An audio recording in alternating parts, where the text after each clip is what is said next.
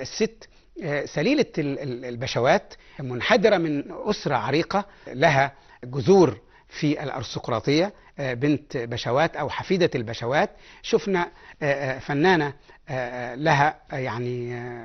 سمت خاص جدا جدا، لغة خاصة جدا جدا في الأداء، في التخاطب، متمردة على تقاليد الزوج اللي هو عادل أدهم، اللي بيميل أكتر للبساطة ومحتك شوية بالأوساط البسيطة والشعبية، ويعني بيعطف أو متعاطف مع السواق اللي هو أحمد زكي، بينما هي متعالية ويعني متكبرة وعايزة كل شيء بحساب وكل شيء بميزان وكل شيء بمقدار، ويعني حسب حياتها بانتظام شديد جدا، وبتتحرك داخل الأسرة بالأوامر وبالنواهي وتصدر التعليمات طوال الوقت. وده أيضا في جزء كبير من شخصيتها الحقيقية زي ما قلنا،